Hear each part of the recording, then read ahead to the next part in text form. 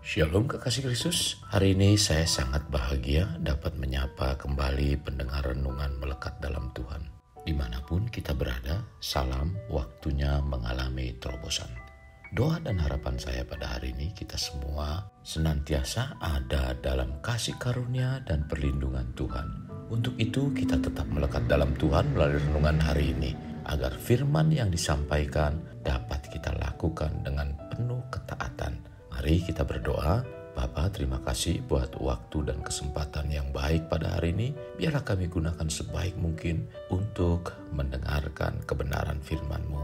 Urapi hamba-Mu yang akan menyampaikan ini. Biarlah apa yang disampaikan lewat hamba-Mu merupakan isi hati-Mu untuk kami, sehingga kami dapat memberikan satu keteladanan dalam hidup kami untuk melakukan firman ini. Tuhan, mampukan kami dengan kekuatan Roh Kudus, kami dapat menjalaninya. Dalam nama Tuhan Yesus kami berdoa.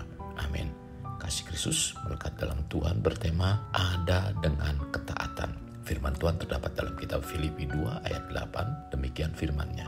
Dan dalam keadaan sebagai manusia, ia telah merendahkan dirinya dan taat sampai mati, bahkan sampai mati di kayu salib.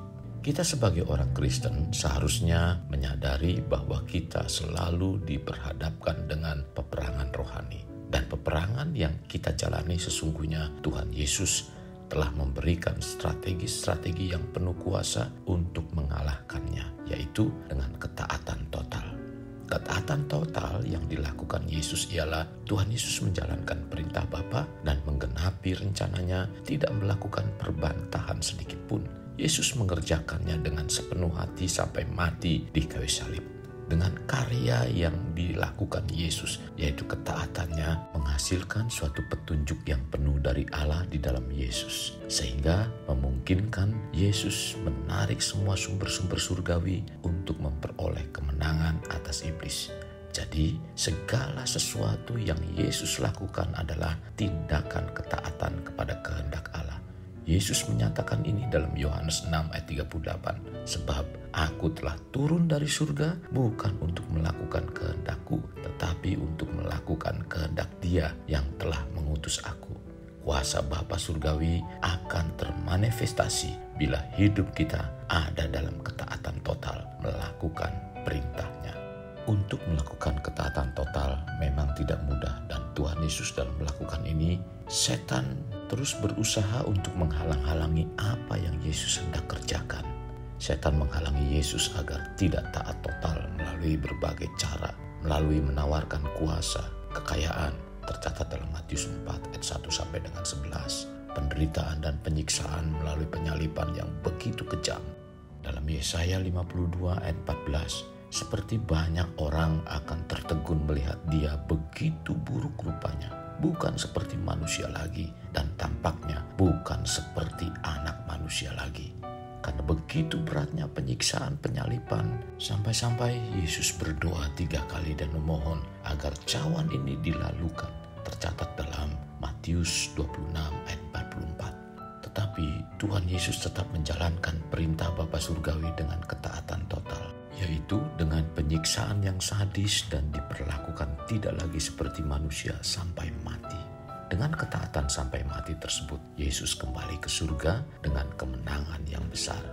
Hal kemenangan yang diraih oleh Yesus adalah untuk kita, dan kita pun akan meraih kemenangan bila hidup kita ada dalam ketaatan total, maka kuasanya ada dalam kita dan kemenangan besar akan kita terima. Tuhan Yesus secara tidak langsung menempatkan kita di tempat yang sama dengan Dia, yaitu di sebelah kanan Allah Bapa. Sementara setan dan kuasa-kuasa kegelapan ada di bawah kaki kita.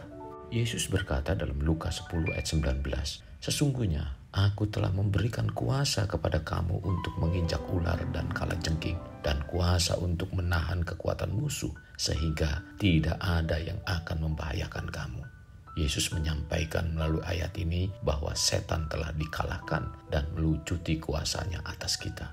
Yesus telah memberikan kepada kita kuasa atas setan dan segala pekerjaan roh-roh jahat.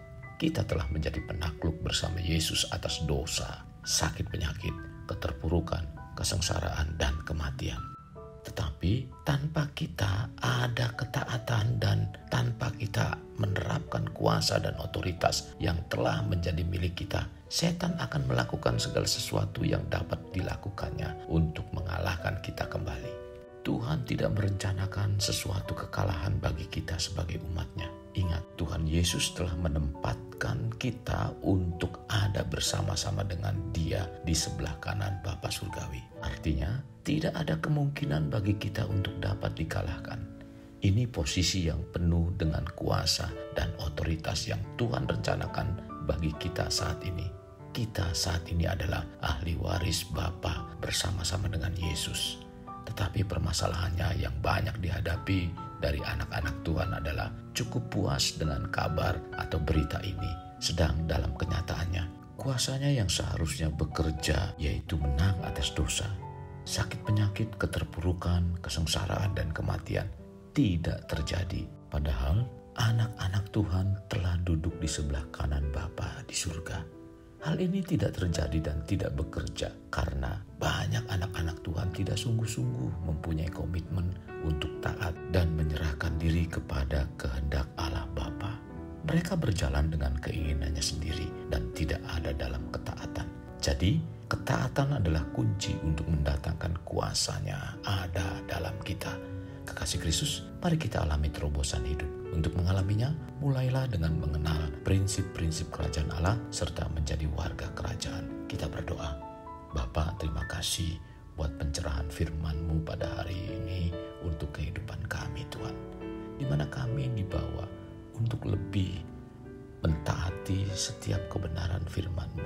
Karena di dalam setiap ketaatan itulah yang akan membawa kehidupan kami menjadi pribadi-pribadi seperti apa yang Engkau inginkan, di mana kami memiliki kuasa yang besar, mampu mengalahkan segala ikatan-ikatan dosa, mampu juga mengalahkan segala sakit penyakit, bahkan mampu juga mengatasi segala macam yang ada di dalam kehidupan kami di dunia ini, karena Engkau telah memberikan kuasa itu dalam kehidupan kami, Tuhan.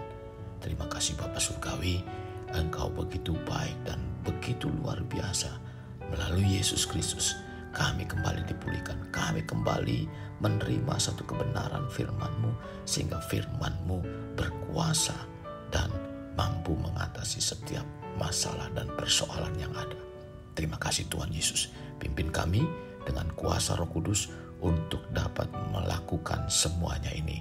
Dalam nama Tuhan Yesus kami berdoa. Amin. Kasih Kristus, mari kita akhiri dengan mengendahkan kedua tangan kita. Terimalah anugerah berkat dari Allah Bapa, kasih sayang daripada Yesus Kristus, dan persekutuan dengan Roh Kudus yang mencurahkan berkat secara rohani, berkat secara jasmani, dan berkat secara ekonomi, di mana berkat Abraham, berkat Ishak, berkat Yakub dicurahkan dan dilimpahkan dari saat sekarang sampai Maranatha tiba, dalam nama Tuhan Yesus. Amin. Sampai jumpa di renungan berikutnya. Tuhan Yesus memberkati. Jangan lupa like, share, dan subscribe.